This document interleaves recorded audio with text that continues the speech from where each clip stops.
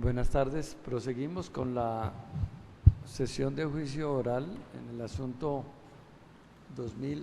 2011-00-13200, seguido contra la doctora Norela Costa Tenorio en su condición de juez segundo civil de circuito de Buga por delitos contra la administración pública.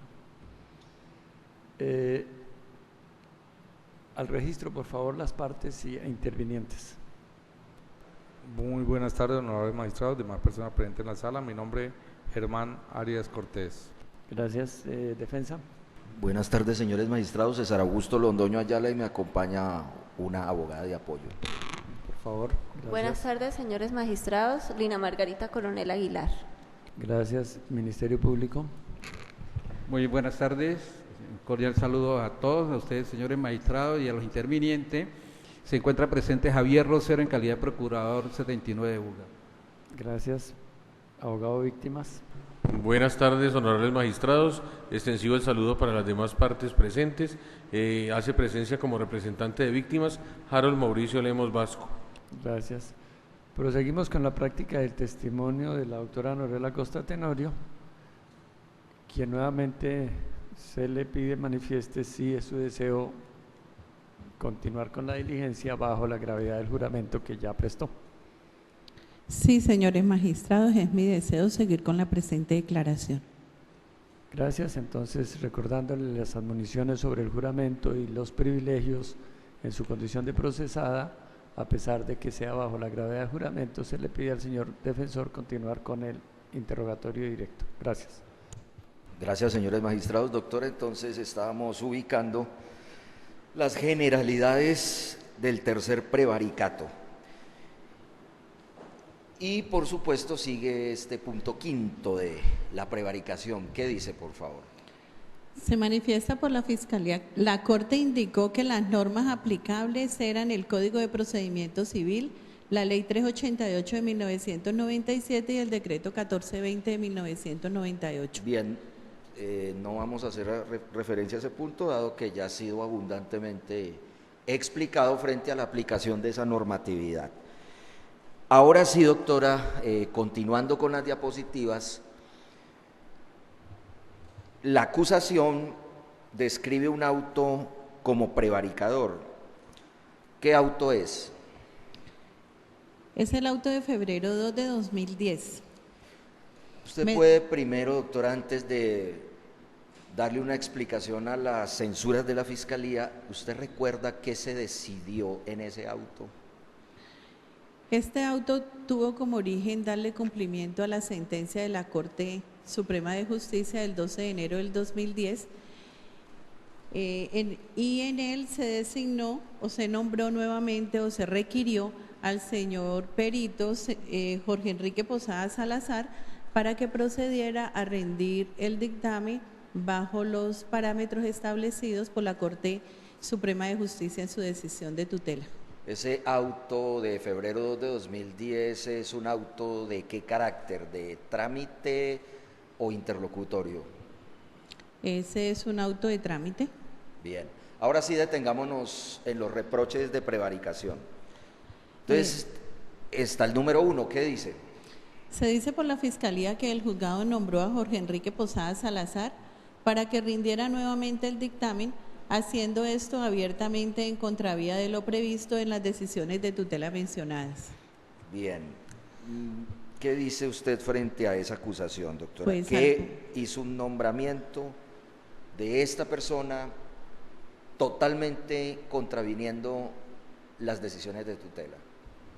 No, esta decisión tuvo como fin precisamente darle cumplimiento a la sentencia de tutela de la Corte Suprema de Justicia del 12 de enero del 2010, en el sentido de que se debía volver a designar al señor Jorge Enrique Posada Salazar para que procediera a realizar la experticia tal con las aclaraciones o parámetros que le estableció la Corte Suprema de Justicia. Ese fue el fin de la decisión.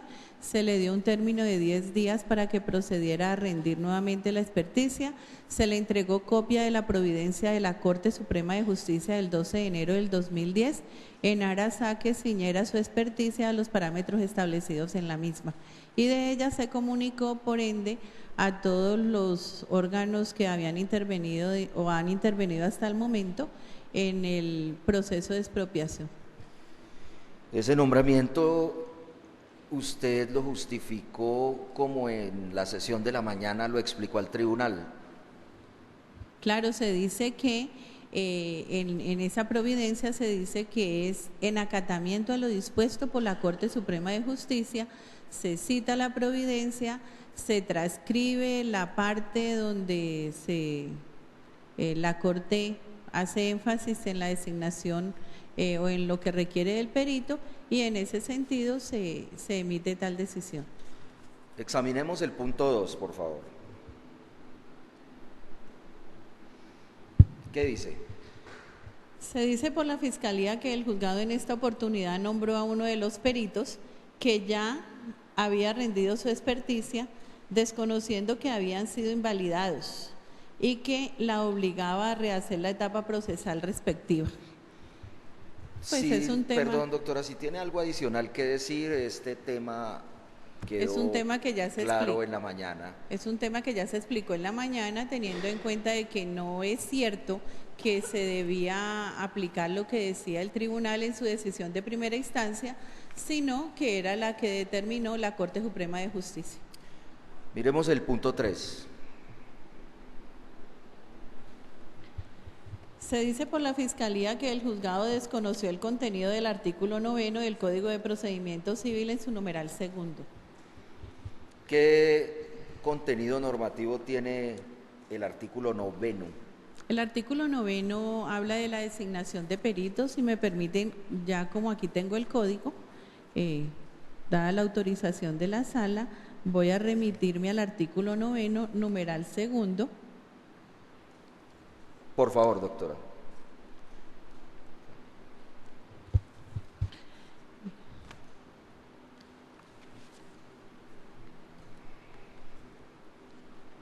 Artículo 9 del Código de Procedimiento Civil dice: designación, aceptación del cargo, calidades y exclusión de la lista.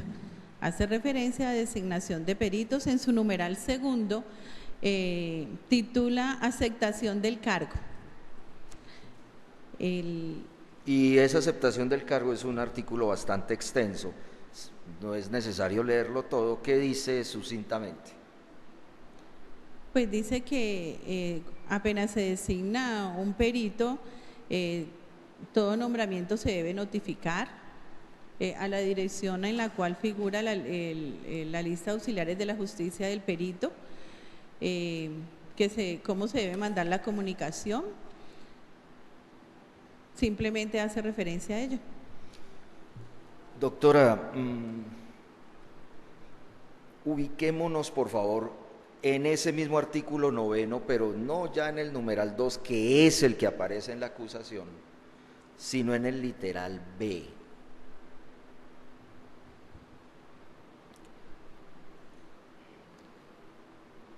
Que me temo que ese era la cita correcta. Sí. ¿Qué dice el literal B del artículo 9? El literal B del artículo 9, numeral 1, dice que en cuanto a la designación, dice: la designación será rotatoria, de manera que la misma persona no pueda ser nombrada por segunda vez, sino cuando se haya agotado la lista. La lista, perdón. Dice que no puede haber un nombramiento de un perito que ya haya rendido un informe, ¿cierto? Sí. Y luego otro de los presupuestos de estas normas es que se puede nombrar cuando se haya agotado la lista. ¿Le recuerda al tribunal cuál fue la decisión de la Corte aquí? ¿Fue la invalidación de qué? Lo dicho por la Corte Suprema de Justicia fue de que el perito Jorge Enrique Posada Salazar rehiciera su dictamen. Esa invalidación de ese dictamen y su nuevo nombramiento, en los términos de la Corte, se adecúa normativamente al presupuesto del literal B del artículo 9 del Código de Procedimiento Civil. No podía acudirse a él porque la Corte había sido directa en determinar que al estudiar la experticia que había cogido el juzgado, cuál era la del señor Jorge Enrique Posada Salazar, debía él rehacer esa experticia. O sea, eso no el caso de la Por- aplicación del noveno literal B y noveno numeral 2 frente a la decisión que tomó usted en el auto de febrero 2 de 2010. Sí, no debía aplicar, no se debía acudir a tal norma, acudiendo a lo que dispuso la Corte, que era obligación para el juzgado acatarlo. Por tanto, no se debía acudir al artículo 9 en el sistema de designación. Pasemos al punto 4, doctora.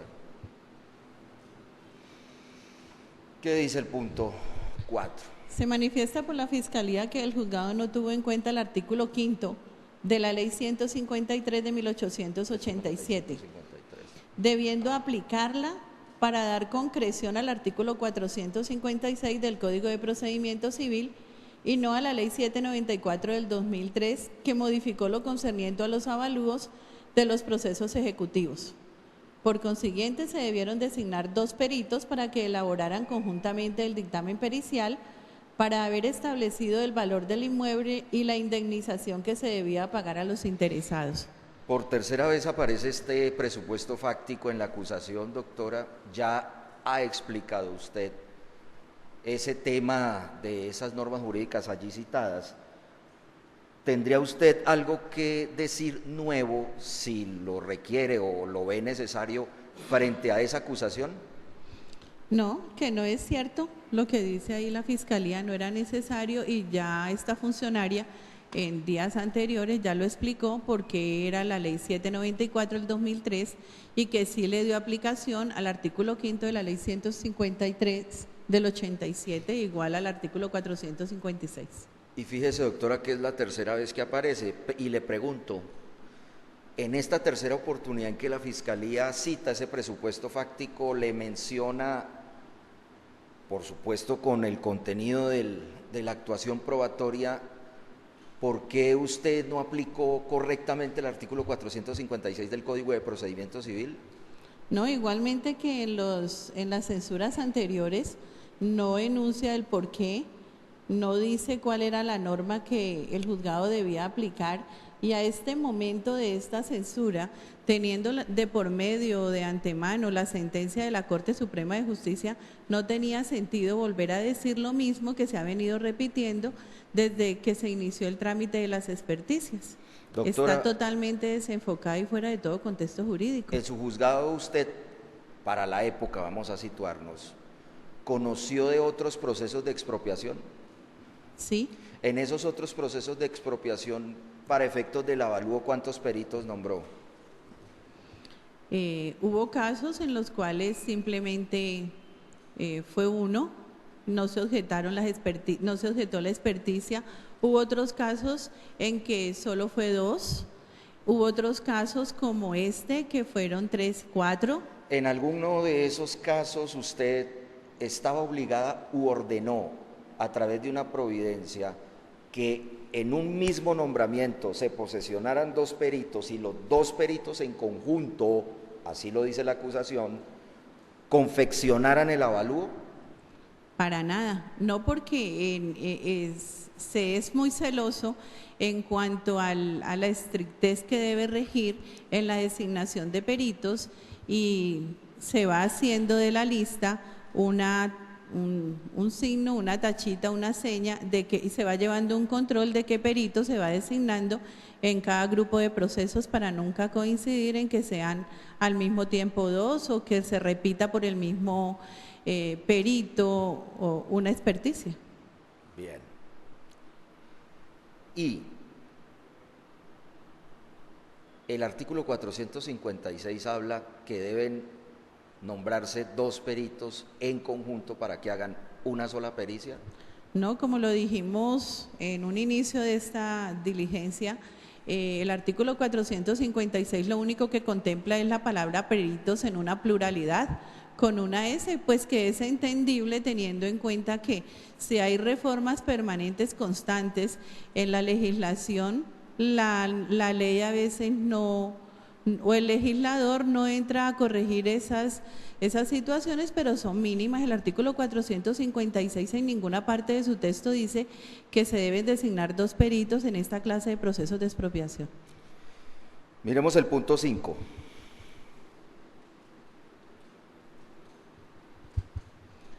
Manifiesta la Fiscalía que las pericias que fueron invalidadas no podían tenerse de nuevo en cuenta, ni siquiera con fines de aclaración, ni de trámite de objeciones, de manera que la juez desconoció la normatividad, sino que hizo una valoración incompleta y maliciosa, sesgada para nombrar a Jorge Enrique Posada Salazar. Bueno, los 3 primeros renglones fueron ya explicados por usted. Me interesa que haga alguna precisión o comentario sobre el renglón ahí en la diapositiva número 5, que empieza con la expresión sino. Doctora, usted hizo una valoración incompleta para nombrar a Jorge Enrique Posada Salazar. ¿Había que hacer una valoración? No había que hacer ninguna valoración, sino que simplemente había que acatar lo dispuesto por la Corte Suprema de Justicia. Y si en verdad la Fiscalía censura al juzgado de una forma un poco irrespetuosa, diciendo que se hizo una valoración maliciosa y sesgada, pues no era para el juzgado, se equivocó. Tenía que haber dicho que esa valoración maliciosa y sesgada era para la Sala de Casación Civil de la Corte Suprema de Justicia, que profirió la sentencia de 12 de enero del 2010, porque lo que simple y llanamente hizo esta funcionaria fue darle cumplimiento a lo que dijo la sala o lo que dijo la Corte en esa sentencia. Doctora, ¿y usted de manera maliciosa y sesgada obró en su auto para nombrar a Posada Salazar? No, simple y llanamente acató lo dicho por la Corte Suprema de Justicia en su sentencia de 12 de enero del 2010, como era obligación hacerlo. Si no lo hacía, pues incurría en desacato, como bien se sabe.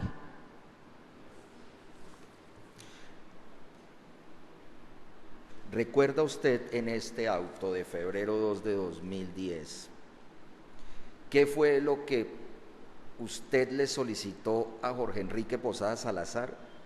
Es decir, ¿le solicitó una aclaración o la confección del dictamen?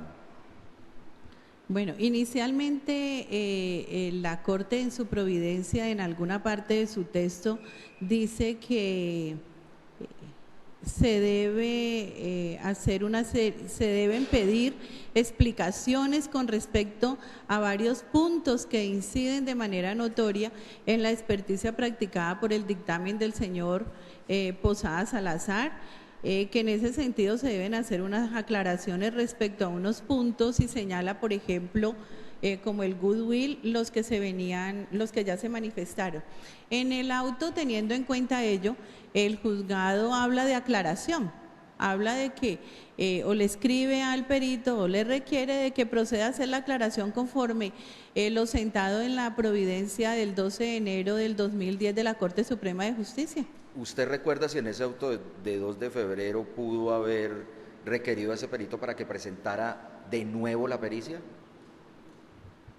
Pues lo que recuerdo dice más o menos una aclaración, pero si me permiten el auto, con permiso aquí de la sala, puedo hacer una puntualización y leer lo que en verdad determinó el juzgado. Señores magistrados, con el propósito aquí en concreto de refrescarle la memoria al testigo, en el último punto aludido, se solicita que se exhiba este documento a la testigo previo traslado a mis colegas. Autorizado.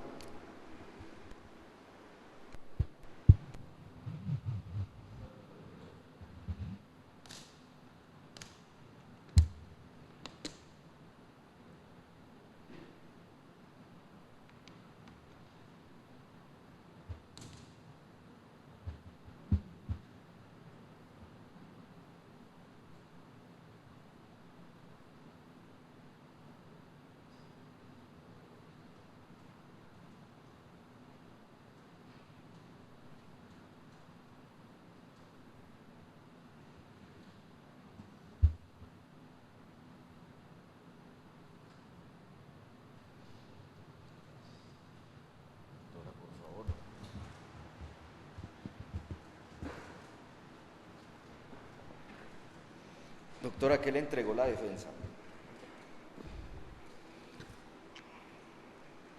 Un auto del 2 de febrero del 2010. ¿Quién profirió ese auto? Norela Costa Tenorio como juez segunda civil del circuito de Buga. ¿Qué fecha tiene? Perdón. 2 de febrero del 2010. ¿Cuántos folios tiene? 2. Bien, vamos a ubicarnos en el párrafo 1, el que sigue después del título Consideraciones. Usted podría ubicar allí si en esta parte de su auto usted le pide al perito que aclare o que rinda nuevamente la pericia. Dice, vistas las consideraciones de la referida providencia, esta sede judicial se estará a lo resuelto por el superior en razón a la providencia de tutela y dados los parámetros establecidos en la misma, procederá a requerir al auxiliar de la justicia, señor Jorge Enrique Posada Salazar, a fin de que nuevamente rinda dictamen pericial del predio donde se encuentra el complejo turístico Parador de Buga, objeto de este proceso de expropiación, a fin de seguir con las obras de concesión temporal para el desarrollo de la malla vial del Valle del Cauca y Cauca, donde se plasmen, aparte de los ítems ya establecidos, los solicitados por la Corte Suprema de Justicia, a saber. Usted ya hizo alusión a que transliteró en este auto lo que la Corte pretendía que se precisara y aclarara, ¿sí? Sí. Ahora vamos al folio 2, por favor. Sí. Después del resuelve, lea por favor el primer mandato u orden que emite usted en este auto. Primero, solicitar al auxiliar de la justicia, doctor Jorge Enrique Posada Salazar, para que se sirva a rendir nuevamente el dictamen pericial sobre el bien objeto de expropiación, abordando los parámetros establecidos en la sentencia de tutela proferida por la Corte Suprema de Justicia, otorgando para ello el término de 10 días, para lo cual se le hará entrega de la copia de la referida providencia de conformidad con lo expresado en el cuerpo de este proveído. Bien, doctor, ahora miremos si hay otro reproche de prevaricación contra este auto de febrero 2 de 2010. No. ¿Qué auto entonces sigue como prevaricador según la acusación de la Fiscalía? El auto de febrero 5 del 2010. Sí, ¿qué reproche? Dice que el juzgado afirmó algo que la Corte jamás dijo, que se pedía al perito aclaración del perito Posada Salazar, contrastando esto con la decisión que tomó la propia juez sobre el nombramiento de Posada Salazar para que presentara de nuevo su dictamen, máxime cuando ese dictamen había sido ya invalidado. Bien, cuéntele al tribunal, doctora, cuál fue el propósito de ese auto de febrero 5 de 2010, por favor. Esa es la censura. Recuerde, la doctora, ¿qué resolvió usted en ese auto?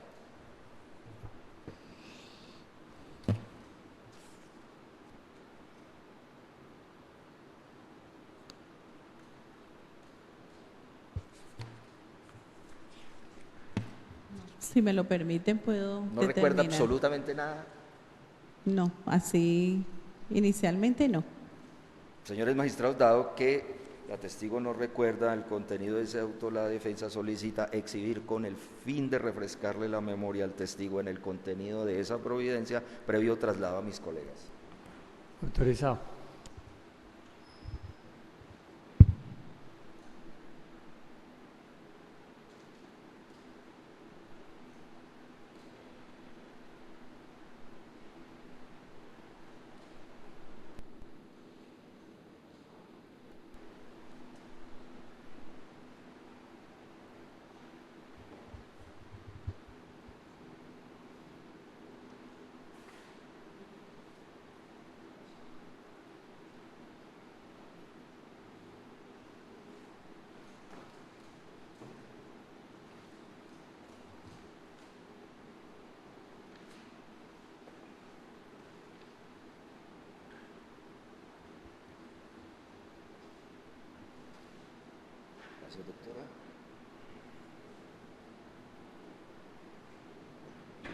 ¿Qué le ha entregado el abogado de la defensa, doctora?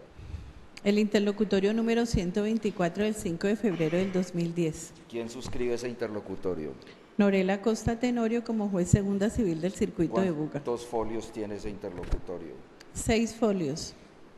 Precísele al tribunal, por favor, qué decisiones se tomaron o qué decisión se tomó en ese auto.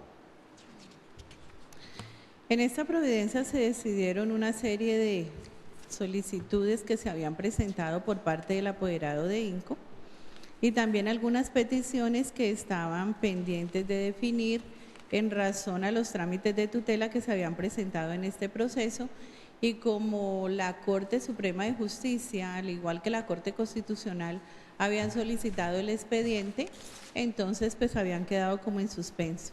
En esta providencia, en su parte resolutiva, se consignó que se denegaron los mandamientos de pago solicitados por los demandados, se denegaron por improcedentes certificaciones solicitadas por el doctor Rodrigo Becerra Troches, tesorero de la Alcaldía Municipal, se denegaron las pretensiones esbozadas por el apoderado de la señora Cruzelena Grajales de Patiño, se ordenó se librara comunicación al Procurador General de la Nación con unos anexos, se dispuso que oportunamente de ser procedente se debería tener en cuenta la documentación allegada por los señores Carlos Andrés Grajales Gamba y Jairo Grajales Ospina.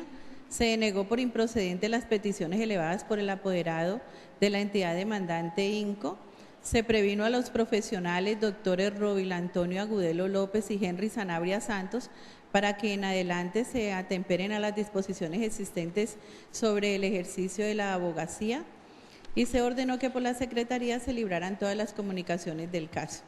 En cuanto a al punto del proceso, este juzgado decidió un escrito presentado por el doctor Henry Sanabria Santos, requiriéndole al juzgado el cumplimiento de la sentencia de tutela. ¿En qué folio estamos, doctora? Estamos en el folio número 3. Bien. ¿Qué le solicitó el abogado del INCO? Estaba hablando de eso. El apoderado de INCO solicita al juzgado que le dé cumplimiento a la sentencia de tutela proferida por el Tribunal Superior de Buga el 30 de octubre del 2009, que en un todo fue confirmada por la sentencia de tutela de segunda instancia de la Corte Suprema de Justicia del 12 de enero del 2010. ¿Qué le contestó el juzgado? El juzgado le negó esta petición, teniendo en cuenta lo que hemos venido explicando ya, de que en verdad lo que obligaba al juzgado era darle cumplimiento a la sentencia de la Corte Suprema de Justicia del 12 de enero del 2010 y no a la del Tribunal Superior, en el sentido que requería el apoderado de que se le diera aplicación a la Ley 56 de 1981, teniendo en cuenta que el tribunal había dispuesto que se rehiciera la etapa porque había invalidado todas las experticias que se habían decretado dentro del proceso de expropiación. A la defensa le llama la atención un punto de esa censura. Dice que usted afirmó algo que la Corte jamás dijo, que se pedía al perito aclaración a Posada Salazar. Esa expresión que se le reprocha, se le censura, ¿se encuentra en el contenido de este auto, doctora? Si es necesario, puede tomarse un tiempo muy corto para efectos de verificar si aparece esa expresión allí, que usted haya manifestado que se pedía aclaración a Posada Salazar.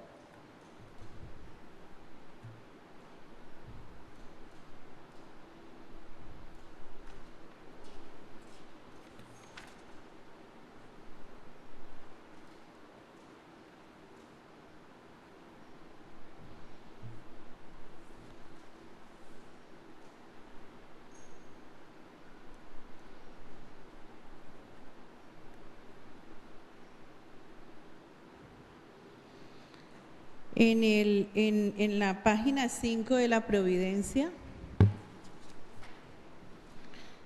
en el párrafo segundo, perdón, en el párrafo tercero,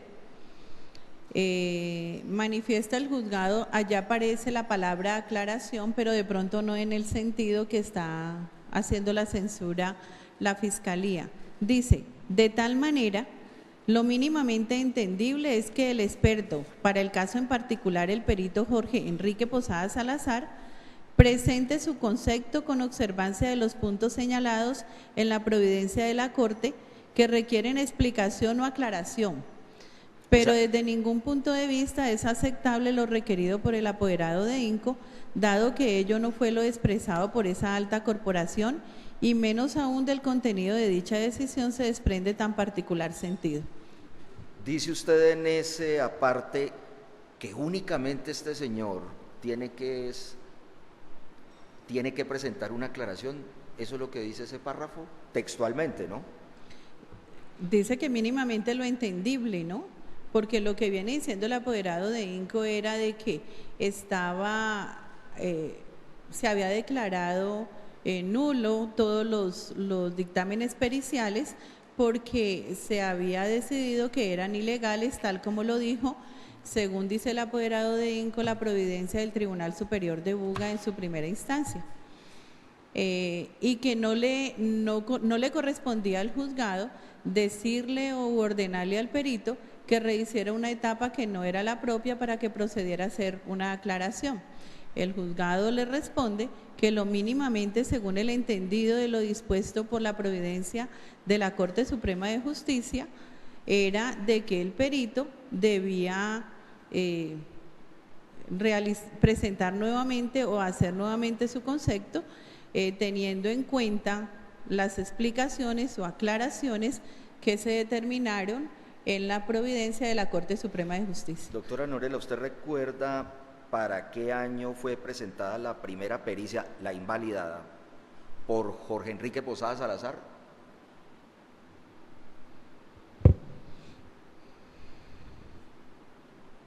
Pues esa pericia fue como para el año 2009. Y la segunda, la que presentó nuevamente después de la sentencia de tutela. La presentó después de tutela, fue para el 2010, en cumplimiento precisamente de la decisión del 12 de enero del 2010. La doctora recuerda si la que presentó en el 2010 post tutela era una aclaración o era una pericia nueva. No, el perito, si bien es cierto, de pronto en alguna titulación, puede ser en la primera página, si recuerdo algo, hablaba algo en el entendido de que procedía a hacer una complementación o algo. La verdad es que cuando se revisa en su integridad la experticia, el perito la hace nuevamente. Bien. Ni siquiera en el texto de la segunda pericia que presenta en cumplimiento de lo dispuesto por la Corte remite a la primera para nada.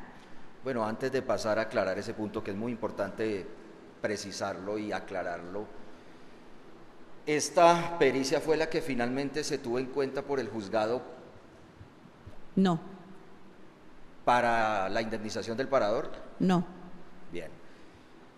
Señores magistrados, la defensa solicita con el propósito de esclarecer ese punto de esta censura que manifiesta que la doctora prevaricó porque solicitó una aclaración y no un nuevo dictamen como lo había planteado la sentencia de tutela, con el propósito de precisar algunos elementos con relación a esa expresión, previo traslado a mis colegas de esta audiencia, y le presentará a la defensa dos pericias.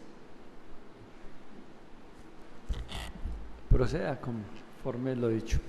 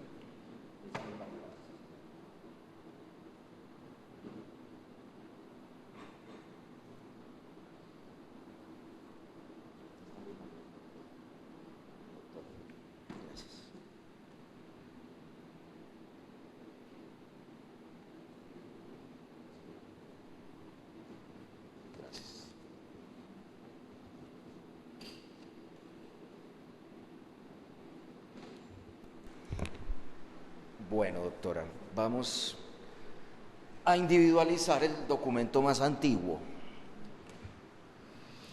¿Qué fecha tiene? El documento antiguo tiene fecha del año 2007.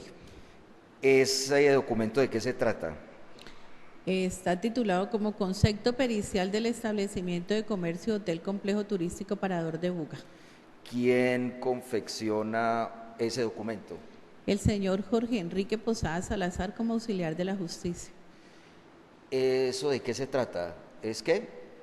Este es el concepto pericial o la experticia que se requirió en su momento al auxiliar de la justicia para que presentara su trabajo respecto del Hotel Complejo Turístico Parador de Buga, que era el predio a expropiar por parte de la entidad INCO. Esa fue la pericia que se acogió para marzo 16 de 2009 Sí. en un auto. Sí, Y fue la providencia que se invalidó por la Corte Suprema. sí. Bien, doctora, ahora por favor individualice el documento siguiente. ¿De Es qué año es? del año 2010. ¿Quién confecciona ese documento? El perito Jorge Enrique Posada Salazar. ¿De qué se trata ese documento? Está titulado Ampliación Concepto Pericial, Establecimiento de Comercio, Hotel Complejo Turístico Parador de Buga. Ese perito, ¿por qué presentó esa, vamos a manejarlo así como dice, esa ampliación? Según lo que usted acabó de leer, ¿por qué presenta eso? Esto lo presenta porque lo requiere el juzgado para que haga haga la experticia en razón al cumplimiento que se le debe dar o se le dio a la sentencia de la Corte Suprema de Justicia de 12 de enero del 2010. Entonces hablamos aquí de la censura de aclaración y ya vamos en ampliación, dice. Ampliación concepto pericial. Bien, doctora, el perito dice usted que presentó una nueva pericia, pero él la titula como una ampliación de una pericia. ¿Qué tiene que decir usted frente a eso? ¿Qué fue lo que pasó ahí? Pues, ¿Él presentó una nueva pericia, así lo dijo usted, o amplió una pericia anterior? Del texto, leído el texto, de toda la experticia es una nueva experticia. Como repito, inclusive, ni siquiera remite a la experticia que él mismo hizo en el año 2007 y pues que fue censurada por la Corte Suprema de Justicia en su sentencia de tutela. ¿Puede contarle usted a la sala, doctora, si el perito se toma el trabajo en esa ampliación, permítame llamarlo así porque así la titula el perito? ¿Puede usted manifestar si tiene un contenido completo o es una parte del contenido de una antigua pericia? No, es totalmente completo. Es nuevo, es totalmente nuevo. Elabora desde la primera hoja hasta el final, con todas las descripciones que se requieren en este tipo de asuntos. Nuevamente la pericia, inclusive allega todos los documentos, los documentos que sirven como prueba, allega los estudios contables, allega sus certificados de idoneidad, absolutamente todo. O sea, no dice ahí el perito en mi ampliación de una pericia anterior, entonces aclaro esto y me remito a mi pericia anterior. En absoluto. En el cuerpo de la pericia no dice eso, ¿sí? En el cuerpo de la pericia no dice absolutamente nada. Algo importante, doctora, volvamos a la pericia anterior, es decir, la de 2007. ¿Puede usted, por favor, ubicar cuál fue la cifra de los valores de indemnización que se tuvieron en cuenta por ese perito? Como total del área requerida,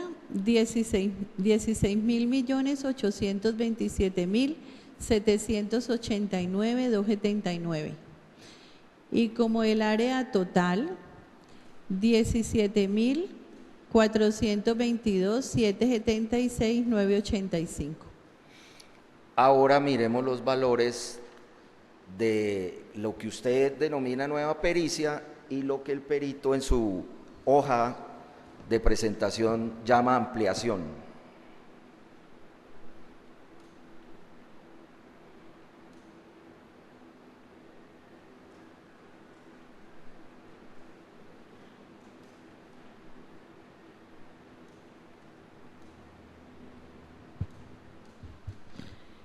Dice: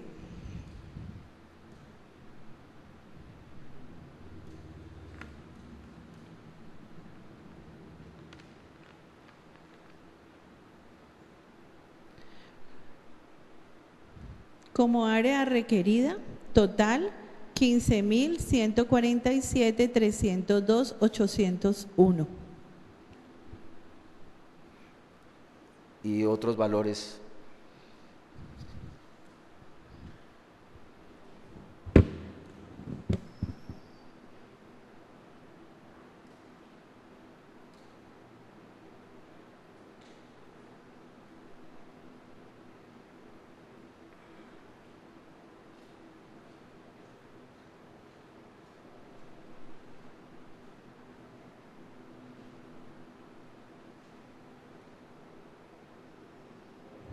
Ya para este evento no trae el área total del predio. Ya. Y de intangibles, Como intangibles tiene goodwill, la sumatoria de todos esos componentes, doctora. la por favor. sumatoria de los intangibles 9.020.344.595.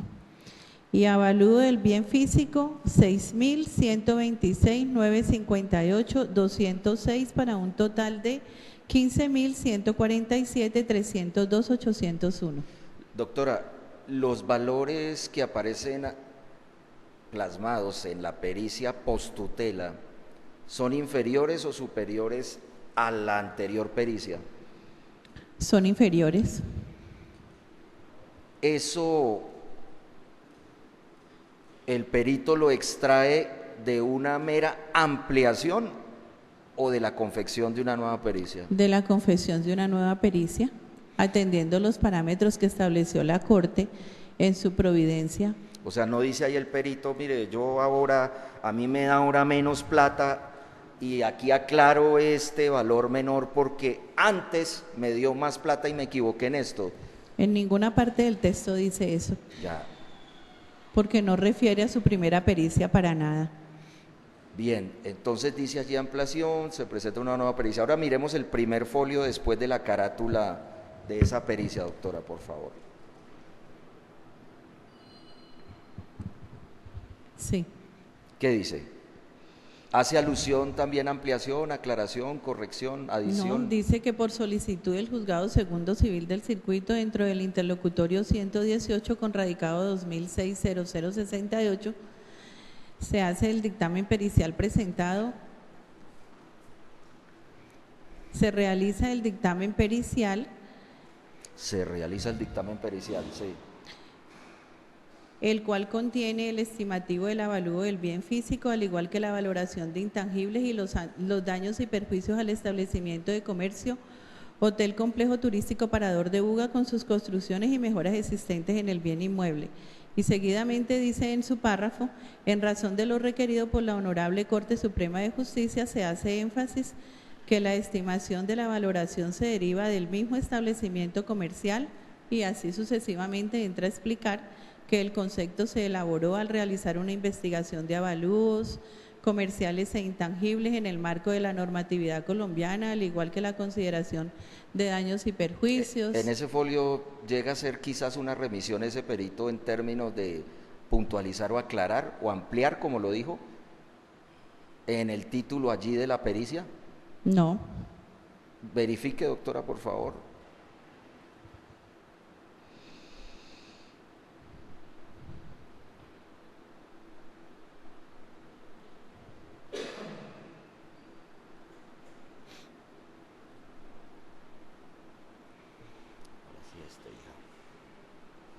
Aquí hay unas líneas que dicen,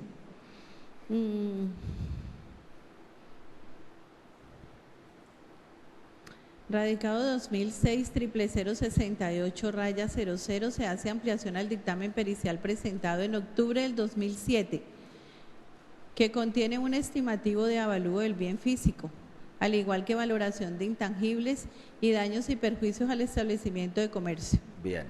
con sus construcciones y mejoras existentes en el bien inmueble. Eso dice el perito en su carátula. ¿Y cómo se titula esa primera parte del documento donde usted acabó de leer, doctora? Se titula resumen. Bien. Y en la carátula dice ampliación concepto pericial. Bien. Y una vez más, y qué pena insistirle en este punto,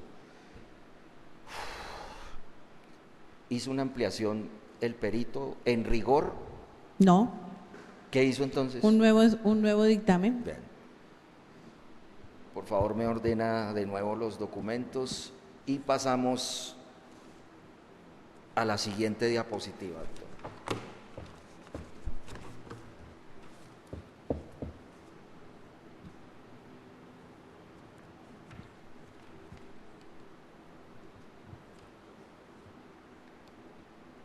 Entonces, cuarto prevaricato. Entonces, siguiente diapositiva, doctora, para ubicarnos. Bien, ¿qué auto o decisión se censura aquí? ¿Qué fecha? Auto de 21 de mayo del 2010. ¿Recuerda la doctora qué se decidió en ese auto? En esta providencia, el juzgado decidió designar un nuevo perito de la lista que le remitió el IGAD, compuesta por 2 peritos externos, ello en razón a que en vía de desacato, atendiendo lo dispuesto por la providencia de tutela de primera instancia del Tribunal Superior de Buga, que dispuso la aplicación del artículo 21 de la Ley 56 de 1981, el juzgado le solicitó en ese momento al IGAD nuevamente una lista de peritos teniendo en cuenta tal situación. En el interregno de dictarse la sentencia de segunda instancia por parte de la Corte Suprema de Justicia, llegó la lista. Doctora, ¿por qué ordenar un nuevo peritaje si ya teníamos 3? Es más, bueno, sí, 3, sin tener en cuenta el invalidado. Bueno, la situación del proceso, la presión de los órganos supuestamente de control como la Procuraduría, que venía insistiendo que lo idóneo era practicar una prueba por parte del IGAD, atendiendo también las disposiciones legales que facultaban al funcionario para ello cuando está frente a una situación probatoria, teniendo en cuenta el principio de la necesidad de la prueba, tal como en esa providencia se citó, la providencia de mayo 21 del 2010, el despacho cita inclusive jurisprudencia constitucional, donde la Corte permite y señala de que a veces es mejor ser amplio en decreto y práctica de prueba y no restringido para no llegar a denegación de justicia, y atendiendo la legislación pertinente, la normatividad de la necesidad de la prueba, pues el juzgado decidió, dado de que el IGAD le había llegado esa lista conformada por 2, entonces entrar a designar, dada la insistencia de los órganos de control como Procuraduría y de los apoderados de INCO y toda la situación presentada, bueno, decretemos otro dictamen y que sea en este caso del IGAD. ¿Ese decreto de un nuevo dictamen está autorizado por la legislación, o mejor, por la normatividad que regula el trámite de expropiación? Sí, claro, el juzgado, el artículo 238 del Código de Procedimiento Civil le permite, inclusive, si tiene varias experticias, pues no acoger ninguna de ellas, y si lo considera necesario, así lo dice la norma, puede decretar otro dictamen en ese sentido. Y y como digo, y así como se citó en esa providencia de mayo 21 del 2010, las sentencias de constitucionalidad le abren el camino al funcionario para que el funcionario pueda decretar pruebas si lo considera pertinente, dado el principio de la necesidad de la prueba. Doctora, ¿a quién se nombró como perito? Se nombró al señor José Andrés Mejía López. ¿Por qué se nombró a esa persona? Porque según la lista o según el escrito allegado por el IGAD, era el primero que estaba en el orden. Envió una lista compuesta por 2 y el señor José Andrés Mejía López era el primero de esa lista. Ello atendiendo lo dispuesto por la ley respecto al orden en el cual deben designarse los peritos, que debe ser en su orden. Esta persona, José Andrés Mejía López, ¿es un perito de planta del IGAC? No, el oficio es claro del director del IGAC, donde dice, y así lo expliqué en días pasados, que ya inclusive había un comunicado anterior por parte del IGAC donde dijo que ellos desde el año de 1998, si no me equivoco, ya el IGAC no tenía peritos de planta, sino que acudían a contratación particular y el objeto y fin de la entidad del IGAC como tal era desarrollada a través de contratación privada. ¿Eso quién lo dijo? El director del IGAD en un oficio anterior. O sea, ¿no habían peritos de planta del IGAC disponibles? No habían peritos de planta. ¿Usted recuerda, doctora, si el IGAC avalaba esos peritos externos como José Andrés Mejía López? Bueno, en ese oficio en donde se allega esa lista de 2, dice que para avalarlos hay que cumplir con unos requisitos. Manda unos, anteriormente también había mandado unos formularios para diligenciarlos, que consisten en unas exigencias de carácter administrativo, documental y pago de precio de la prueba al IGAD. Esa es la formalidad, digámoslo así, para que el IGAD pues avale la prueba. Bien. O avale el dictamen, ¿no? Doctor, ahora sí leamos el primer reproche de prevaricación. Dice la Fiscalía que el juzgado dispuso el decreto de un nuevo peritaje, argumentando que lo hacía por ser una prueba reiteradamente solicitada por el INCO, bajo el supuesto de garantizar la imparcialidad y la transparencia, nombrando a José Andrés Mejía López. Bueno, esa prueba del IGAC fue reiteradamente solicitada por el INCO, ¿eso es cierto o no es cierto? Eso es cierto. Doctora, ¿y usted nombra a ese perito externo del IGAC bajo ese enunciado que dice la Fiscalía, no, supuestamente para garantizar la imparcialidad?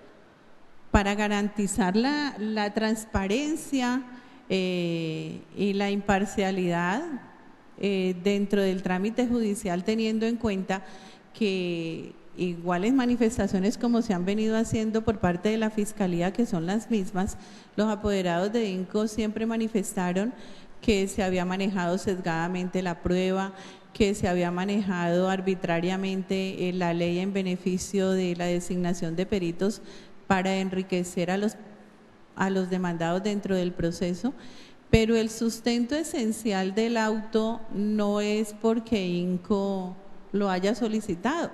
Aunque no solo INCO lo solicitó, vuelvo y repito, los mismos procuradores judiciales, tanto el que presentó la acción de tutela, igual en su escrito dice que debe practicarse la prueba, y el procurador reconocido dentro del proceso, podríamos decir de una manera contaminante por las informaciones, pueden ser de los apoderados de la institución, se limitaron única y exclusivamente a ser enfáticos en solicitar que fuera el IGAD quien practicara la prueba. Pasemos, pero si me permiten la providencia, sí, puedo decirles… Ya ahora, doctora, la ubicamos allí, por favor. Segundo punto de censura. Manifiesta la Fiscalía que el juzgado afirmó que José Andrés Mejía López era un profesional avalado por el IGAD, lo cual es contrario a la verdad, pues conforme al oficio de 12 de marzo del 2010 del IGAD, se dijo que era un contratista externo y el avalúo que realizara un perito externo no sería avalado por el IGAD. Bueno, doctora, ubiquémonos en esa parte de una afirmación que le reprocha a la Fiscalía, que usted aseveró que Mejía López era un profesional avalado por el IGAC. ¿Usted afirmó eso en su providencia? Se dice en algunas providencias que el perito estaba avalado por el IGAD. Pues si ¿En qué entendido estaba avalado Mejía López por el IGAC? Digo el entendido en la providencia. Pues si el juzgado le solicita una lista al Instituto Geográfico Agustín Codazzi de los peritos que él utiliza para que le hagan los avalúos en el desarrollo de su función a la misma institución, y el IGAD dice que él no tiene peritos, sino que acude a los peritos externos y dice: mire, señor juzgado, estos son los dos que yo uso, y resulta que para avalarlos, si el aval puede llamarse así, es un simple formalismo, en el sentido de que diligencia este formulario, yo le requiero a la entidad demandante que cumpla con todos estos requisitos administrativos y me allegue toda esta cantidad de documentación y me pague la prueba. Bueno, pues el aval va ¿por qué? Pues si no está avalado por el IGAD, lo que debía haber dicho el IGAD era que no tenía lista, pero él mandó los que él usa para que le hagan el trabajo. Inclusive, si bien se observa en ese mismo oficio, el mismo director del IGAD está escribiendo que el señor José Andrés Mejía López es el director de control interno de los avalúos que ellos practican. Renglones adelante así lo dice, que inclusive el mismo director de control interno que tiene el IGAD, que es el señor José Andrés Mejía, también es contratado externamente, porque volvemos al oficio inicial que ya se refirió días pasados aquí, donde el IGAD dijo que ellos no tienen personal de planta para hacer ninguna labor que tenga que ver con su trabajo de avalúos. La lista, ¿por qué medio le llegó al juzgado? La lista de los auxiliares estos del IGAC. Creo que fue por fax, creo. Fax. Bien, señores magistrados, dado que la testigo ha solicitado los documentos, ¿qué documentos solicitó, doctora? El auto que está siendo reprochado por el juzgado, por la Fiscalía en este momento, de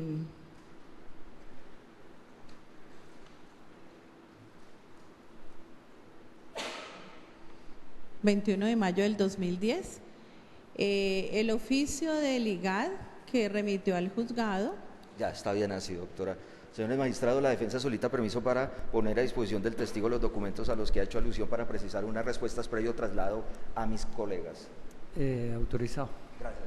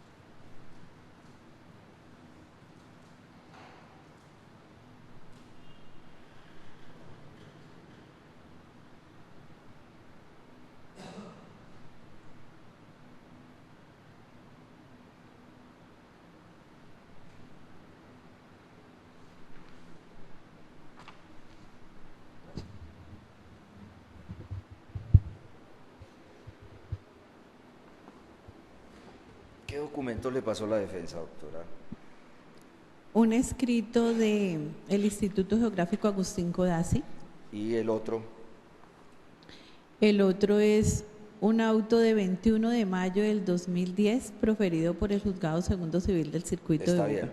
Ahora vamos al oficio, al primer documento. ¿Qué institución emite ese documento? El Instituto Geográfico Agustín Codazzi. ¿Qué fecha tiene? 12 de marzo del 2010. Usted dice que ese documento fue enviado vía... Vía FAS, aquí ¿Eso está. aparece aquí en el documento? Sí, aquí está el reporte de FAS ¿Qué fecha? del 12 de marzo del 2010. Aparece eso. ¿Y qué dice, también ubicado allí en los datos del fax? ¿Dice de quién?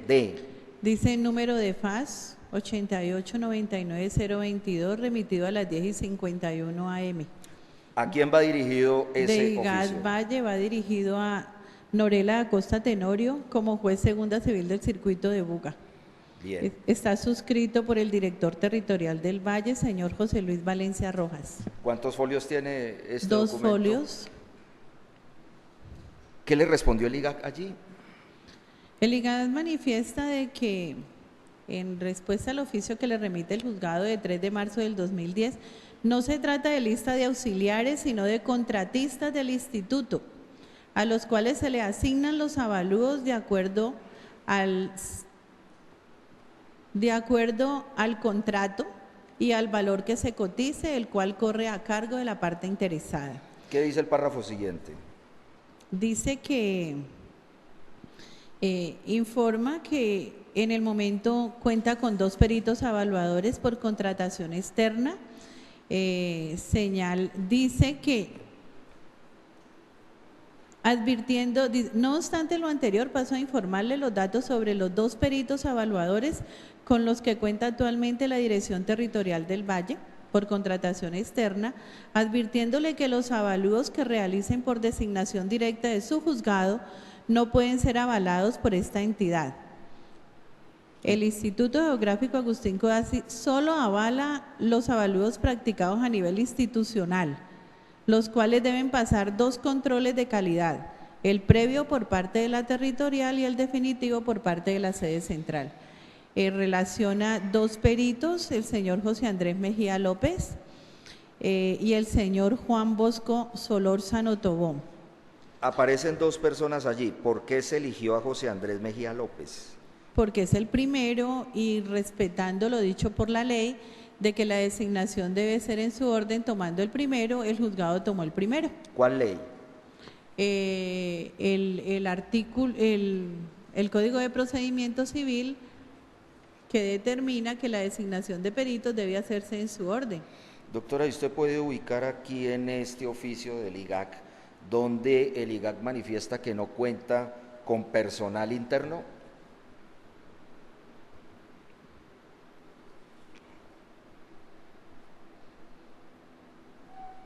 Dice, ahora bien, en el primer párrafo, en la primera página, dice, ahora bien, a raíz de las reestructuraciones que ha sufrido el instituto desde el año de 1993 y del consecuente recorte de personal, se determinó que para el cumplimiento de esta labor el instituto se apoyaría en la empresa privada. Y es así como en la actualidad los avalúos son practicados por peritos externos a quienes se deben cancelar unos honorarios por cada trabajo realizado. ¿Qué dice seguidamente?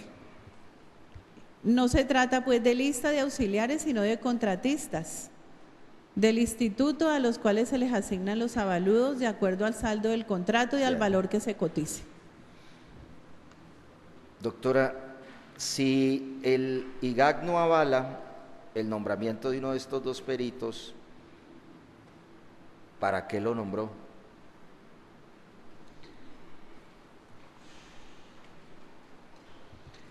Era necesario nombrar un perito teniendo en cuenta las censuras manifestadas dentro del trámite de proceso, las acciones de tutela, el trámite con cantidad de situaciones de vigilancia.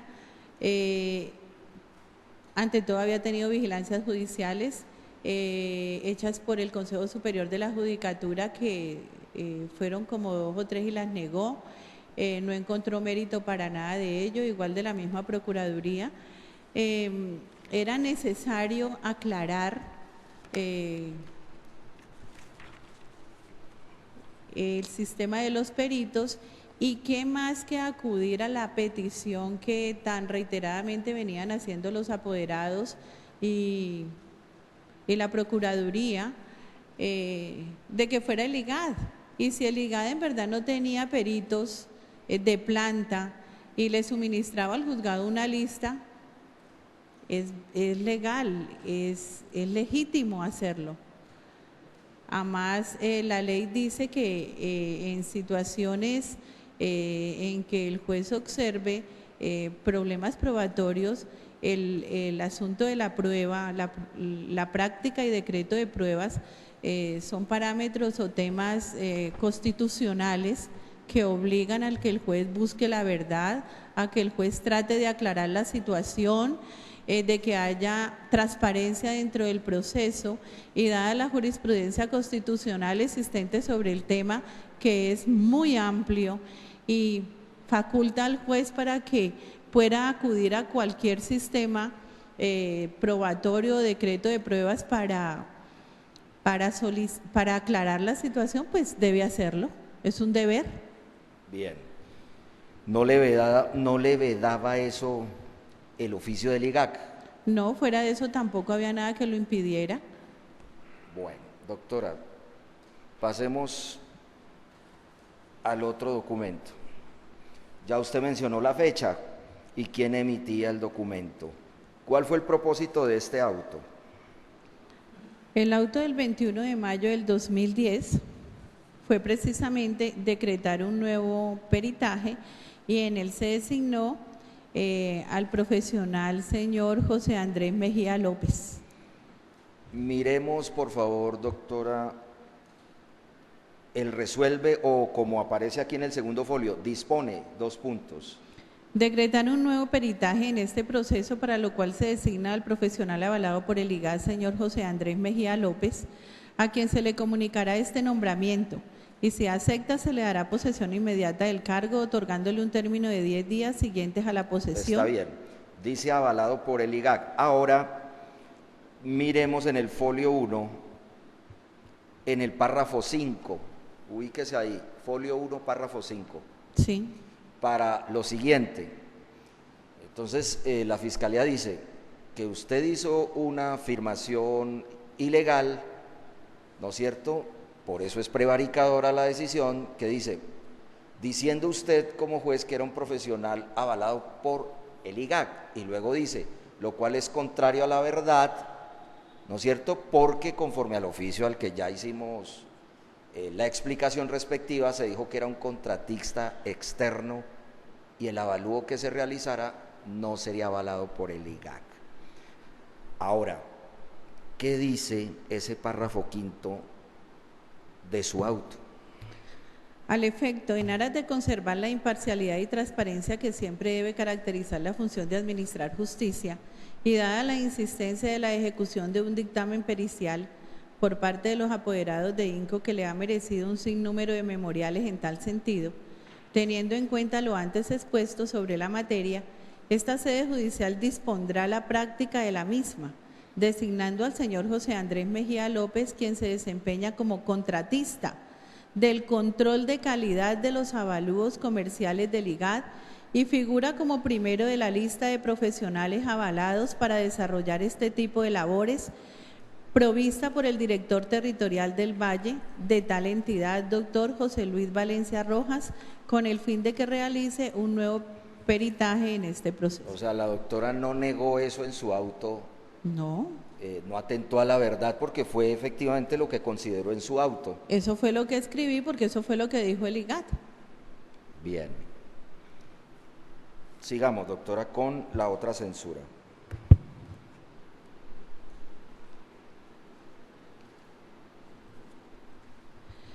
Se dice que el juzgado no aplicó el artículo 233 del Código de Procedimiento Civil, donde se precisa el trámite de la peritación, lo que hace entender de manera diáfana y clara que la jueza antepuso su voluntad y capricho, contrariando palmariamente las normas que regulan los dictámenes periciales al revivir dictamen invalidados en sedes de tutela. Bueno, lo de revivir los dictámenes ya la doctora ha explicado ese punto.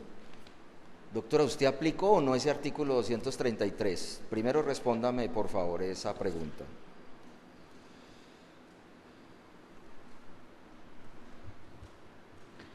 El juzgado se aplicó el artículo 233 porque decretó la prueba pericial. O sea, aplicó el 233. Sí, claro. Ahora, la Fiscalía reprocha que allí se precisa el trámite de la peritación, lo cual usted no aplicó. ¿Puede, por favor, leer el artículo 233? El artículo 233 está… ¿De qué norma? ¿De qué norma? Del Código de Procedimiento Civil por vigente favor, para la leamos. época. Sí, doctora. Está dentro de su capítulo 5 y titula Prueba pericial y con él inicia el capítulo. Artículo 233, procedencia de la peritación. La peritación es procedente para verificar hechos que interesan al proceso y requieran especiales conocimientos científicos, técnicos o artísticos. En ¿Usted este decretó punto, esa prueba por qué razón?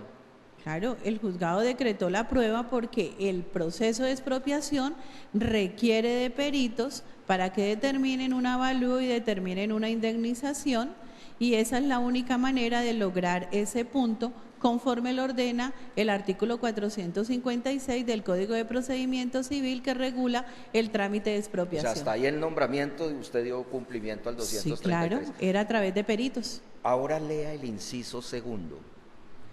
Sobre un mismo punto no se podrá decretar en el curso del proceso sino un dictamen pericial. ¿Cuántos dictámenes? ¿Uno solo? Listo, ¿qué dice luego? Salvo en el incidente de objeciones al mismo, en el que podrá decretarse otro. Ya. Dice, ¿Usted aplicó ese procedimiento? Sí, en claro. el proceso del parador de Buga. Sí, claro. ¿Hubo aquí una actuación para resolución de objeciones? Sí, claro, se propuso objeción por parte de INCO, que aquí leímos el texto.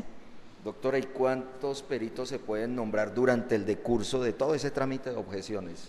Bueno, la jurisprudencia es amplia en el sentido al determinar de que el juez puede decretar las pruebas, el principio de necesidad de la prueba en desarrollo constitucional, y además de ello, este artículo autoriza la designación de otro perito en trámite de objeción, y el artículo 238 del Código de Procedimiento Civil, numeral 6, también hace referencia a que el juez puede decretar otro perito. Inclusive dice la legislación que así existan tantas experticias, si el juez no quiere acoger ninguna y ve la necesidad de decretar otra, la decreta de oficio. ¿Hay un máximo de nombramiento de peritos cuando se presenta el trámite de objeción? No existe en la ley ninguna norma, ni tampoco en la jurisprudencia, que limite cuántos dictámenes periciales deben existir dentro de un proceso judicial. Inclusive, en el auto que ha sido objeto de reproche de 21 de mayo del 2010, el juzgado cita las sentencias de constitucionalidad número C-1270 del 2000 y C-555 del 2001 de la Corte Constitucional, donde es muy clara en determinar que es preferible en materia de pruebas incurrir en un posible exceso en la admisión y práctica de las mismas que en su denegación. Y eso es uno de los sustentos que tiene la providencia censurada aquí por el señor fiscal. Doctora, ¿el INCO se opuso al nombramiento de José Andrés Mejía López? Presentó un recurso. ¿Usted recuerda en qué términos presentó ese recurso? ¿Por qué lo presentó? Él presentó un recurso cuando se dio trámite, cuando se dio el traslado de la experticia presentada por el perito José Andrés Mejía López, pero igual, en lo que hemos venido repitiendo, es ilegal, no se ajusta, es arbitrario, es inventado. Está bien ahí. No Una más. pregunta ahí, doctora. ¿El INCO en algún momento le planteó que ¿el nombramiento de Andrés Mejía López era ilegal? No. El nombramiento. El nombramiento como tal respecto de que no estaba avalado por el IGAD, siempre ha manifestado que ese perito no estaba avalado por el IGAD y que quien debe practicar la prueba es el instituto como tal, el Instituto Geográfico Agustín Codazzi como tal, la entidad como tal. Pero si bien observamos en el escrito del director, ellos no practican avalúos y ellos acuden a contratación privada, porque el IGAD en institución como tal manifiesta, y acabamos de leerlo en el texto o en el oficio que manda el director del IGAD, ellos no practican avalúos, porque ellos no tienen personal de planta, porque ellos no tienen presupuesto, porque ellos tienen un recorte presupuestal y porque toda su labor la desarrollan a través de contratación privada. Desde su convicción judicial en el auto al que estamos haciendo alusión, usted nombró de manera contraria a derecho a José Andrés Mejía López. No. Y qué pena, puede ser repetitivo, pero necesito que eso quede claro. ¿Por qué no? No, porque el juzgado se sustentó en la necesidad de la prueba en el sentido de tener que aclarar o generar más transparencia e imparcialidad dentro del trámite del proceso, en el cual había sido censurado de manera reiterada la actuación de la funcionaria, y dada la incidencia, la insistencia de Procuraduría y de los mismos apoderados en que el idóneo para practicar la prueba y el idóneo para determinar el valor, ya que ese era el valor adecuado, era el IGAD, entonces se acudió al IGAD. Doctora, en el oficio que le envió el IGAD le dice esa institución que al no avalarse las pericias que presentaran las personas externas, hacía que esos avalúos estuvieran contaminados de ilegalidad. No. ¿O que fueran injurídicos? No. ¿O inválidos? No. Y no podía hacerlo, porque es que es simplemente el IGAD es una de las instituciones que pudiéramos decir son auxiliares dentro de las labores que desempeña el juez en el caso de pericias, y así lo tiene la ley como tal. El juez es el autónomo para definir conforme los parámetros legales la prueba cómo la desarrolla. Inclusive el mismo código le permite al juez acudir a otro tipo de instituciones. El Código de Procedimiento El Código Civil. de Procedimiento Civil vigente para la época autoriza al juzgado, al funcionario judicial, y le dice: si usted lo considera, acuda al IGAD; si usted lo considera, acuda a las instituciones estatales, acuda a medicina ¿Usted legal. recuerda, si doctora, qué necesita. norma jurídica es esa del Código de Procedimiento Civil?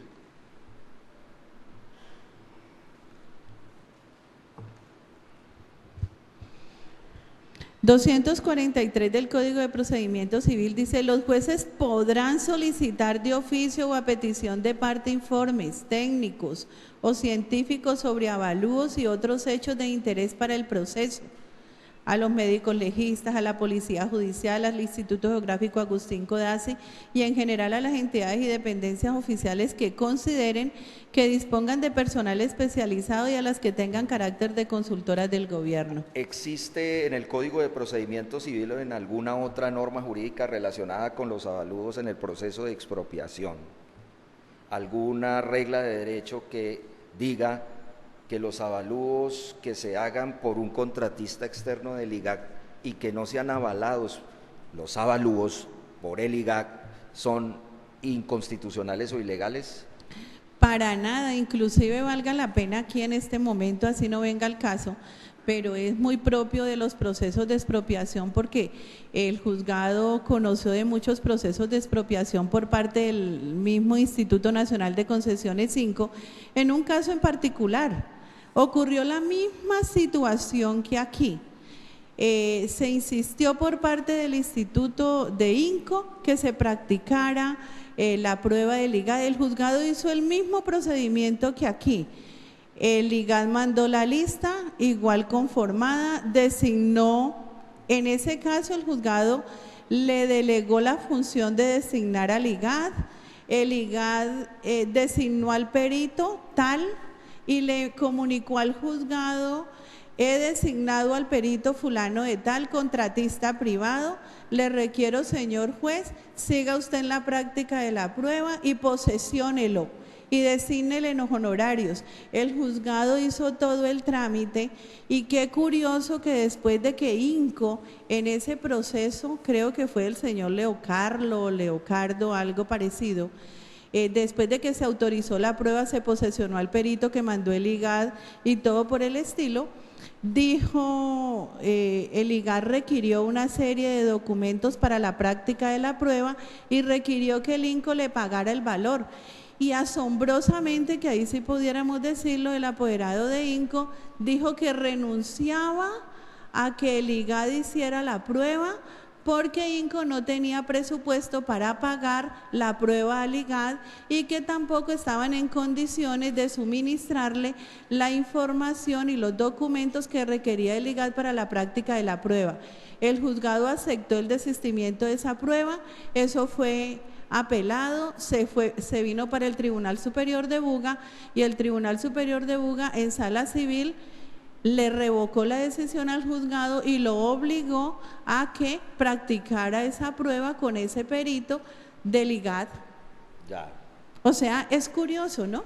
¿Cómo así que sí la censura? ¿Cómo así que no? ¿Cómo así que el mismo instituto actúa de diferentes maneras con los mismos apoderados en los mismos procesos de expropiación que se están tramitando dentro del proceso? No tiene una línea. Aquí ha sido enfático en solicitar, y así lo recaba la Fiscalía, de que se practique la prueba. Se acude al IGAD, se le pide la lista, el IGAD dice, tal, es mi primero, con este es que yo trabajo, el juzgado lo designa y entonces ahora no era la actuación del juzgado, por favor. Bueno, doctora, miremos si hay otra censura de prevaricación frente al auto de mayo 21 de 2010. No más. ¿Qué auto? Honorables magistrados. Señor fiscal. Gracias. Es que como se ha hablado por parte de la acusada testigo de que se acudió al IGAC para ese peritaje y se hizo una lectura por renglones del oficio del IGAC para contextualizar ese punto específico. Considero que sería bastante relevante que se le diera lectura integral a ese oficio, que es de 2 páginas, del IGAC, porque es que realmente se dejaron de leer unas partes que son trascendentales para contrariar lo que ha afirmado la acusada. Entonces se ha hecho una lectura sencillamente de unos renglones que interesan a la defensa, pero no se ha hecho lectura integral para contextualizar qué fue lo que dijo verdaderamente el IGAC en ese tema.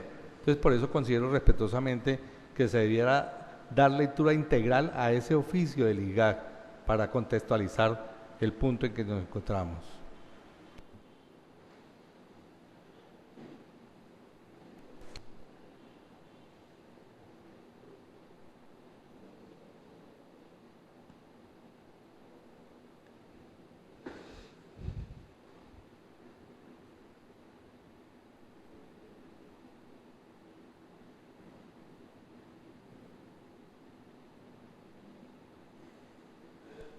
Señor defensor, ¿usted está de acuerdo con esa lectura o qué? Sí. Claro, señor ¿Integral? magistrado, no tiene ningún inconveniente. Porque de no ser así, pues el señor fiscal reservaría ese punto para el contrainterrogatorio, pero No, si lo acceden, hacemos. pues hagámoslo de una vez entonces. Sí. Sí, listo. Entonces se procede por parte de la testigo a la Lectura integral de Sí. 2 folios, señor fiscal. Perfecto, 2 folios. gracias. Procedo a la lectura entonces. Dice, en atención al oficio de la referencia, me permito comunicarle que entre las funciones de ley que tiene el Instituto Geográfico Agustín Codazzi, se encuentra la de realizar los avalúos y peritazgos que soliciten las fiscalías, los diferentes órganos de la rama judicial y demás autoridades con funciones de policía judicial.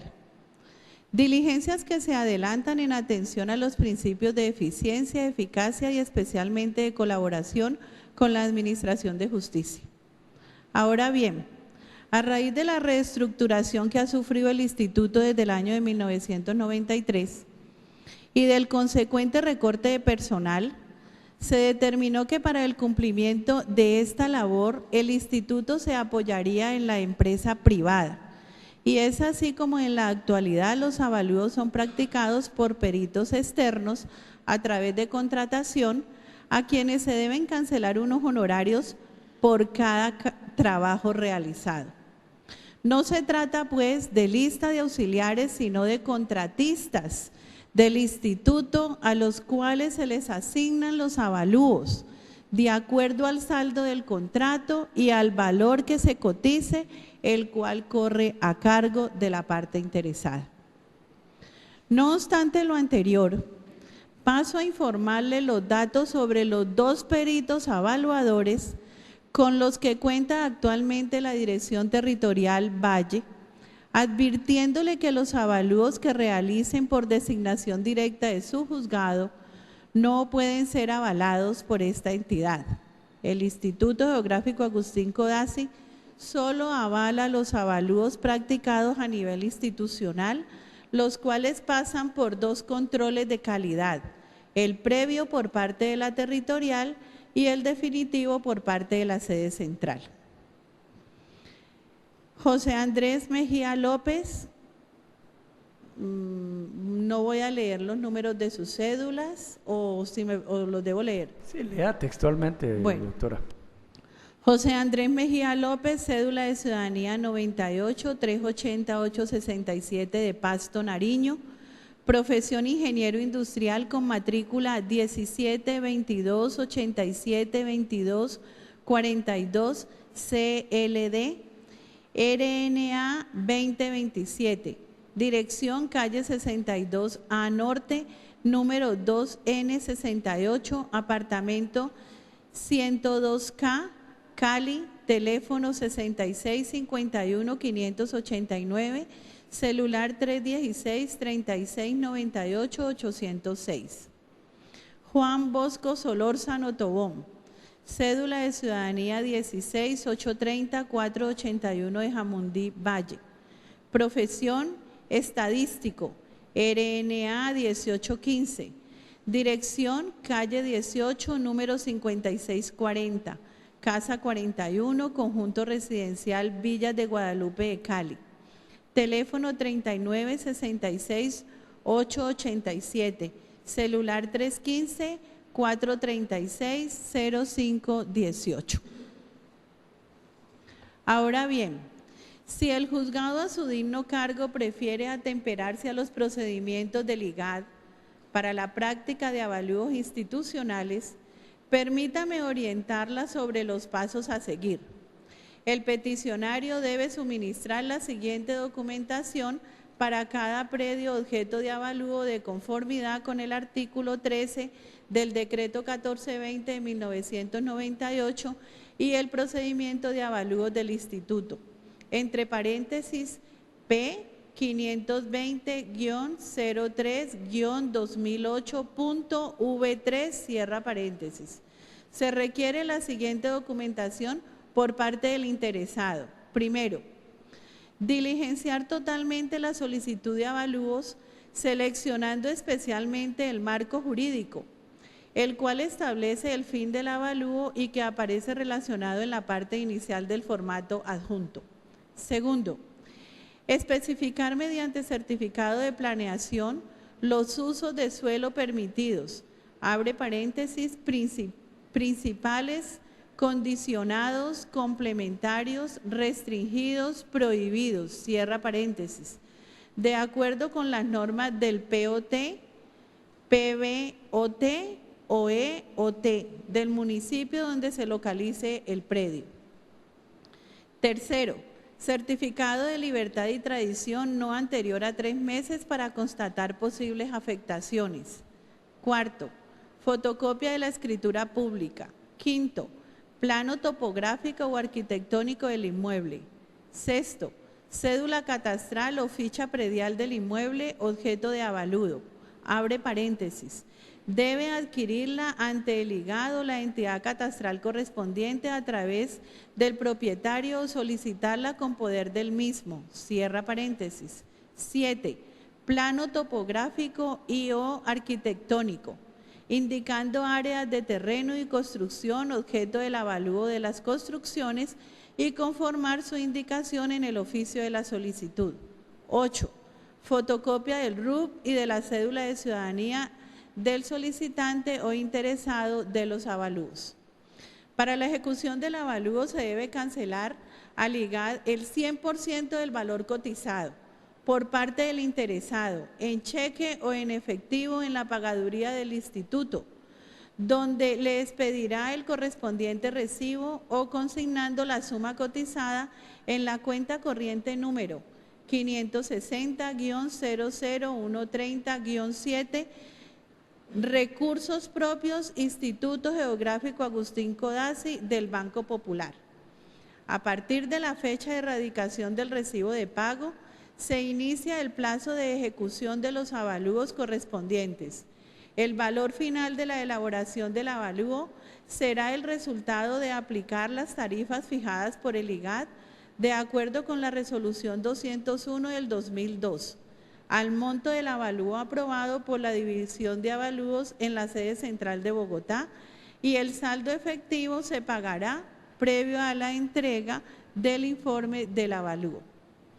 Cualquier inquietud con relación al procedimiento de la referencia, favor comunicarse con el ingeniero Elías Suárez Pinilla o con el investigador de mercado inmobiliario, economista Daniel G. Vaquero Lemus, o con el contratista encargado del control de calidad de los avalúos comerciales internos de la territorial, ingeniero José Andrés Mejía López, a los siguientes teléfonos 88 18 625 u 88 11 354, extensión 106, o escribir a los correos electrónicos e_suárez@igad.gov.co o vaquero@igad.gov.co o jmejía@igad.gov.co y cali@igad.gov.co. Atentamente, José Luis Valencia Rojas, director territorial del Valle, y proyectó este oficio María Elena Jaramillo E. Gracias. Gracias, doctora. Ubiquémonos ahora en el auto de julio 8 de 2010.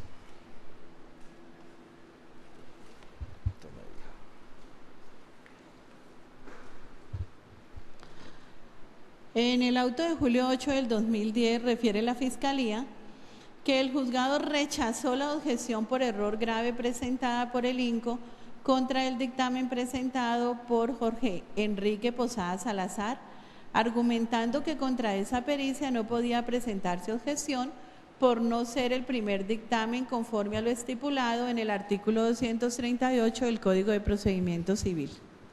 Bueno, esa es la censura. Aparte de haber resuelto esa objeción, o negarla más bien, o rechazarla, como dice taxativamente la Fiscalía, ¿se resolvió en esa providencia algún otro tema, doctora?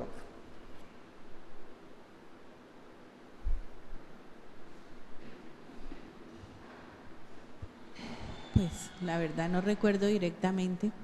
Doctora. Si me permiten la providencia. Pero sí recuerda quizás por qué rechazó la objeción por error grave presentada por el INCO. Sí, resulta que el dictamen del señor Jorge Enrique Posada Salazar, como bien lo habíamos explicado en días anteriores, fue el perito que se designó dentro del trámite de la objeción que hizo el apoderado de INCO de la época en contra del dictamen presentado por el señor Álvaro Zárate Cruz, que fue el primero.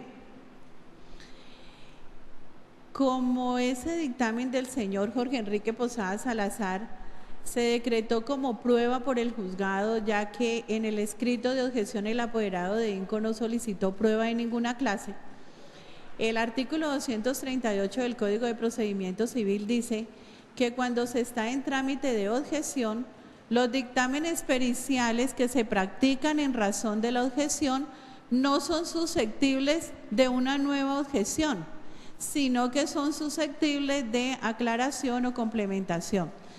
Podemos leer el artículo 238 que habla sobre esa parte y esa fue la razón legal por la cual el juzgado negó esa objeción, teniendo en cuenta que si a pesar de que la Corte Suprema de Justicia en su providencia del 12 de enero del 2010 dispuso que se rehiciera la etapa del dictamen pericial del señor Jorge Enrique Posada Salazar, pues simplemente estaba el perito rehaciendo la etapa en cumplimiento de lo dicho por la Corte Suprema de Justicia en su sentencia de 12 de enero del 2010. Por tanto, no era procedente por prohibición legal que contra ese informe nuevamente presentado en cumplimiento de la sentencia de tutela de la Corte se hiciera una objeción. El artículo 238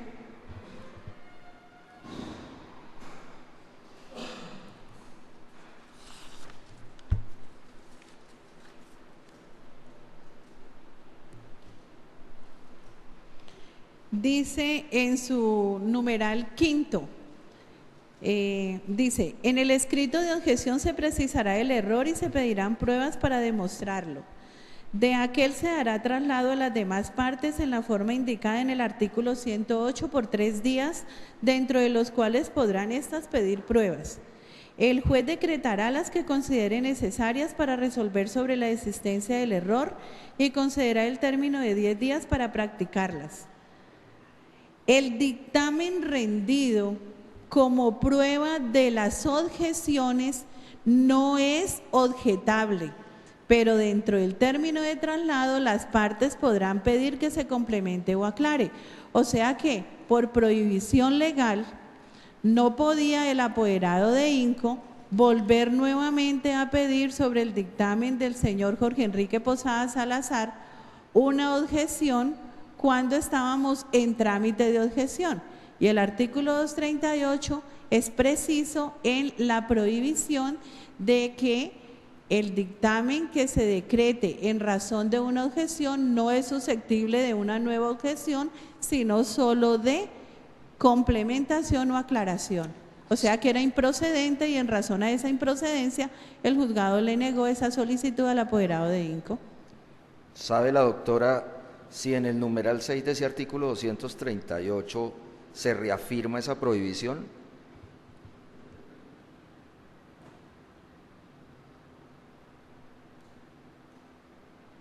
Claro, el numeral 6 dice, la objeción se decidirá en la sentencia o en el auto que resuelva el incidente dentro del cual se practicó el dictamen, salvo que la ley disponga otra cosa.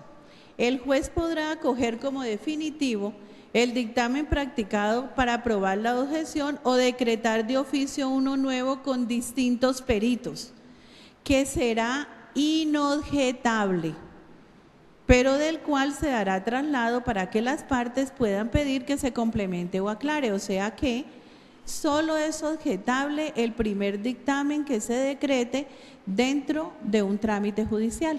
¿Ya se había efectuado por el INCO una objeción por error grave al interior del proceso de expropiación? Claro que ¿Usted sí. recuerda contra qué dictamen se realizó esa objeción grave, por error grave? No recuerdo directamente, pero en esa providencia el juzgado invita al apoderado de INCO para que haga una lectura nuevamente o una revisión del expediente y se ciña a lo que en providencias anteriores decidió sobre unas mismas objeciones que ellos mismos presentaron contra otros dictámenes en el proceso y les cita los folios. Doctora, ¿fue invalidada la primera pericia por la Corte Suprema? ¿Fue No, invalidada y la segunda? tampoco. ¿Era la primera, la de Jorge Enrique Posada Salazar, cuando No. presentó en el 2010 postutela la pericia? No, fue la pericia que se decretó como trámite de la objeción propuesta por el apoderado de INCO. ¿Le interesa la defensa, doctora? Por favor, que lea para una pregunta muy importante, el artículo 238, numeral 7. Las partes podrán asesorarse de expertos cuyos informes serán tenidos en cuenta por el juez como alegaciones de ellas. Doctora, ¿quiénes son las partes? ¿Quiénes fueron las partes en el proceso de expropiación? El Instituto Nacional de Concesiones 5 y los señores Ángel Jaime Grajales Santa y Cruz Elena Patiño de Grajales. ¿Usted conoce si dentro del proceso de expropiación el INCO llegó a valerse de esta facultad que le otorga el 238, numeral 7? No, El INCO, pudiendo hacerlo, no lo mencionó No. ni siquiera. no acudió a ella para nada. Ya.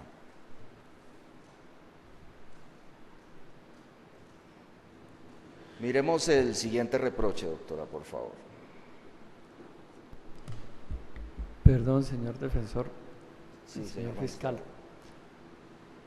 El despacho a mi cargo acaba de, a las 4:15 de la tarde, le correspondió atender un habeas corpus, siendo prioritario y atendiendo que estamos a viernes 4:30 de la tarde pasadas, me veo en la imperiosa necesidad de atender esta acción constitucional.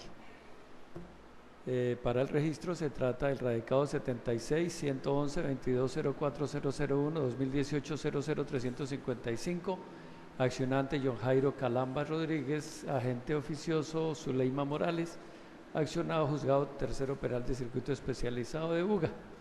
El 6 de julio de 2018, a las 4:15, correspondió al despacho a mi cargo conocer el habeas corpus presentado por Zuleima Morales en representación de Calamba Rodríguez contra el juzgado tercero penal de circuito especializado de Buga. En esas condiciones queda en el registro la razón por la cual les debo manifestar que nos toca suspender el curso de esta audiencia y, como teníamos señalado, los días 24, 25, 26 de julio para Sí, proseguir señor. con este juicio, pues de una vez volvemos a reiterar que esas serán las fechas donde continuamos, con la opción incluso de habilitar el día 27 si es necesario, que creo que es viernes. Señor fiscal.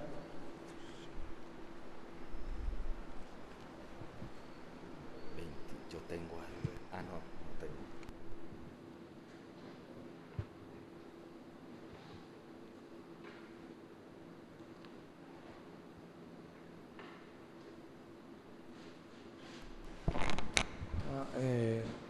A ver, tengo en mi agenda que tenemos programado audiencia 24, 25, 26. Sí, señor fiscal. 24, 25, 26. Dice el señor magistrado que se podría habilitar el 27, También, ¿sí?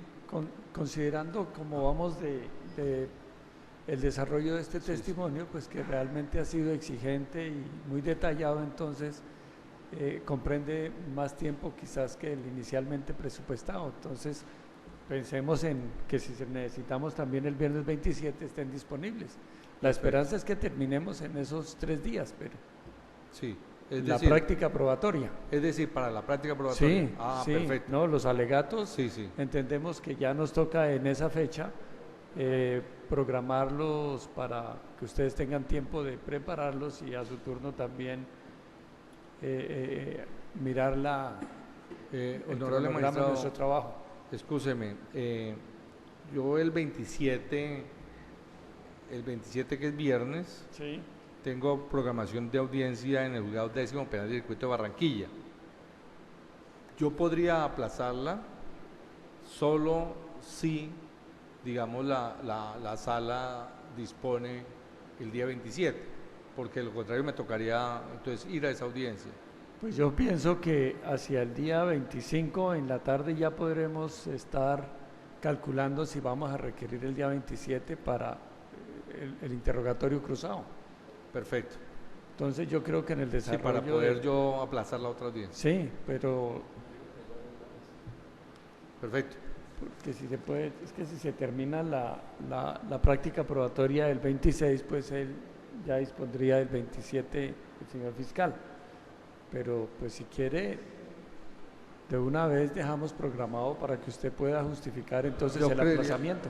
Yo creería que es preferible bueno, para entonces- yo informar con antelación a Perfecto. al- Entonces, señor fiscal, dejamos programado para proseguir este juicio oral la mañana del martes 24, Cuatro.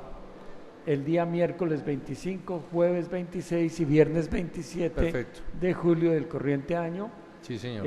Comenzaríamos el martes 24 a las 8:30 de la mañana, en la medida en que en la tarde quizás la disponibilidad del suscrito magistrado que debe asistir a una lectura de decisión en la tarde de ese día en otro asunto, entonces deberé estar atento siquiera un par de horas de ese desarrollo, para luego continuar todo el miércoles 25, jueves 26 y viernes 27 de julio del corriente año. Quedan Perfecto. notificados Sí. en estrados. Honorable magistrado, pues a manera de sugerencia respetuosa, como quiera que pues la agenda se va complicando, ¿pudiéramos definir la fecha siguiente? Señor fiscal, déjenme ir a atender el habeas corpus, Perfecto. que él es el que obligó a suspender esta audiencia. Y ya en su momento buscamos las fechas. Muchas gracias. Quedan notificados en estrados de las fechas anteriormente señaladas. Sí, gracias.